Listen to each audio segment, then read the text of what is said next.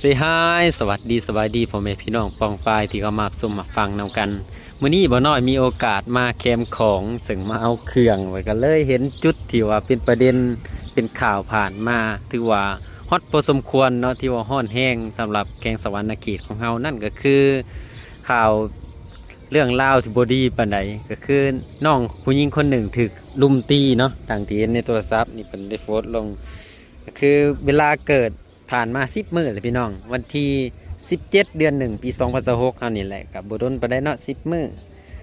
ซึ่งน้องผู้เกี่ยวนี่เคยเฮ็ดเวียกร่วมกันกับผู้หญิงบุคคลดังกล่าวที่ว่าลุมตีเพิ่นมีจำนวนประมาณ 3-4 คนว่าซั่นลุมตีลุมกระทืบแบบหย่องบ่างเลยนะแบบแล้วก็ผู้นี้ก็ผู้เสื้อขาวๆนี่พี่น้องเอ้ยให้กราบตีนอหยังประมาณนี้ตามคลิปตามที่เห็นเนาะซึ่งเรื่องนี้เกิดขึ้นพ่อแม่ประชาชนผู้ใหญ่ใจดีก็บ่ได้ปล่อยวางเนาะได้ดำเนินคดี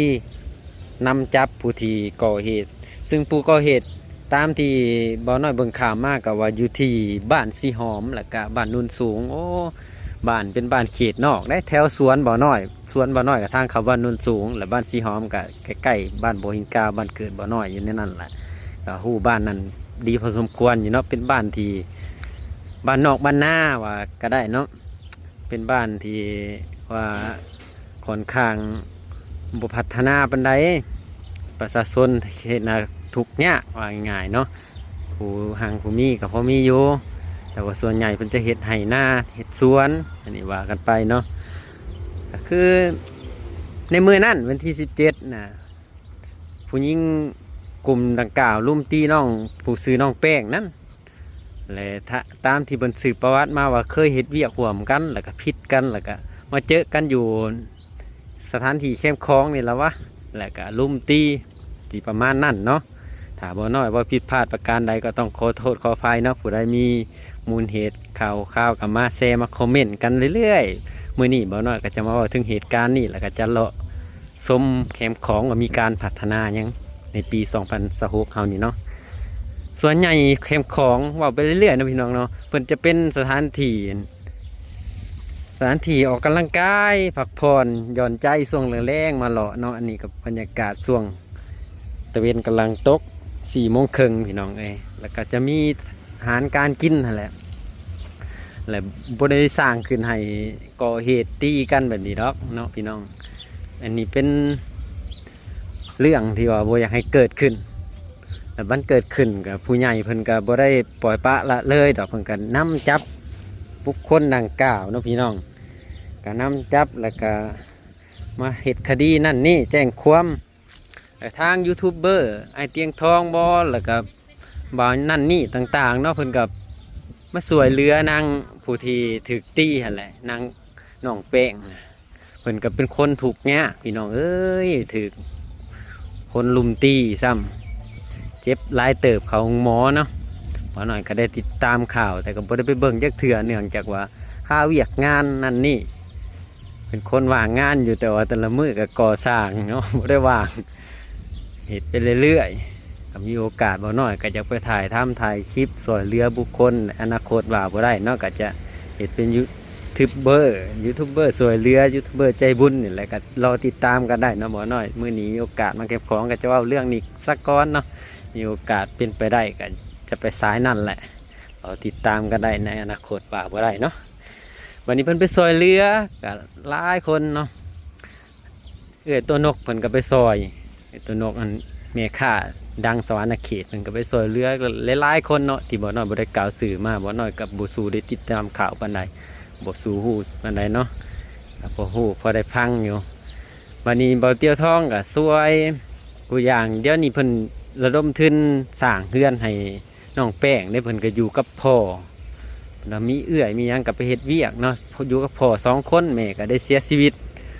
ทางเบาเตียงทองเพิ่นก็ไปถ่ายทำผู้ที่ก่อเหตุผู้ที่มีความผิดพ่อแม่เพิ่น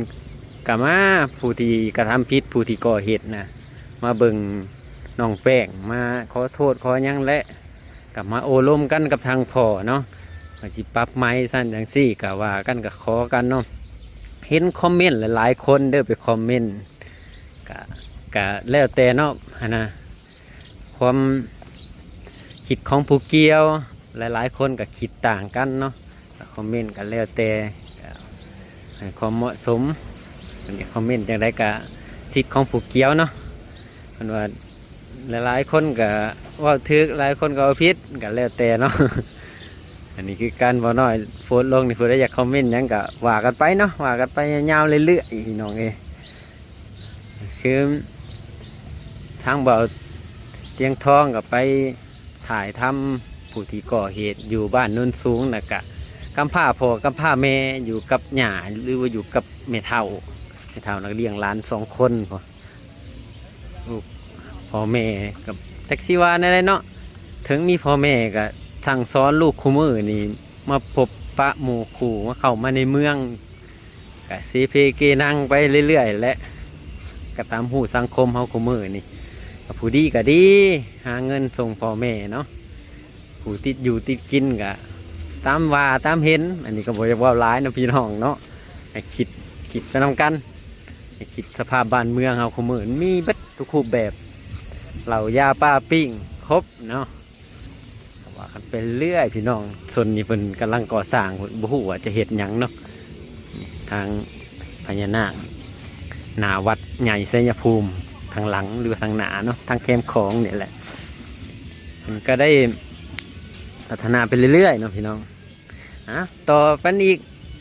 หลังจากนั้นเบาเตียวทองก็ไปถ่ายผู้ที่กระทำผิดนั่นแหละพ่อแม่เพิ่นนั่นแหละแต่ยังบ่เห็นผู้ที่ว่ากระทำผิดเพิ่นน่าจะกักตัวไว้แล้วเนาะเพิ่นน่าจะกักตัวไว้แล้วก็คือผู้หญิงที่ลุมตีแหละน่าจะกักตัวไว้แล้ว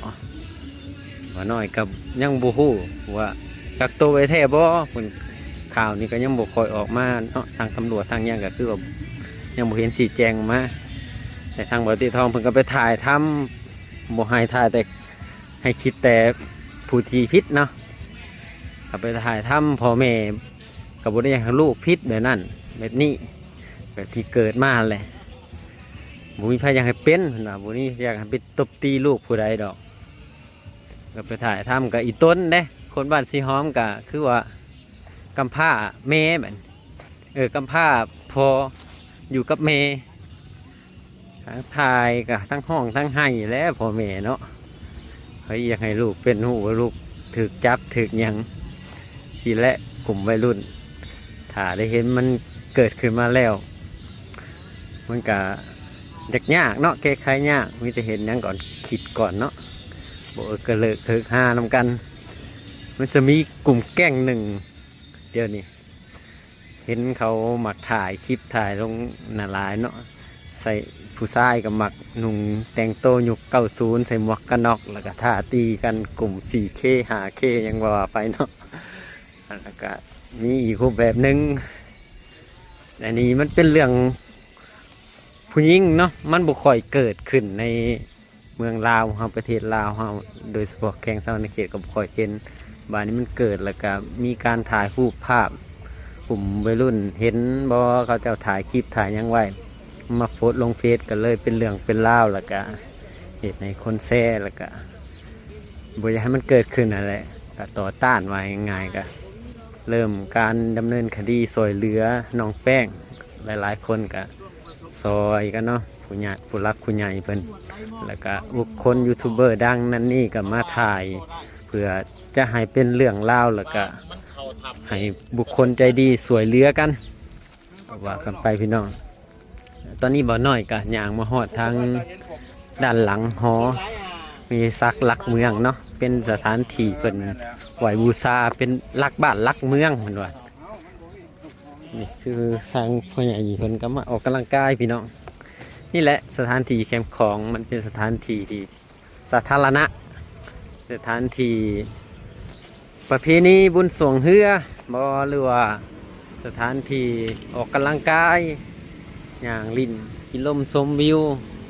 สถานที่นั่งพักผ่อนเนาะพี่น้องพักผ่อนหย่อนใจโมเมนต์เป็นสถานที่ที่มาสร้างคดีสร้างก่อความวุ่นวายตีกันนั่นนี่บรรยากาศที่นี่ก็ ดีหลายพี่น้องว่ากันไปเนาะถ้าบ่น้อยว่าผิดพลาดประการใดก็ต้องขอโทษขอไฟเนาะเว้าวนไปวนมา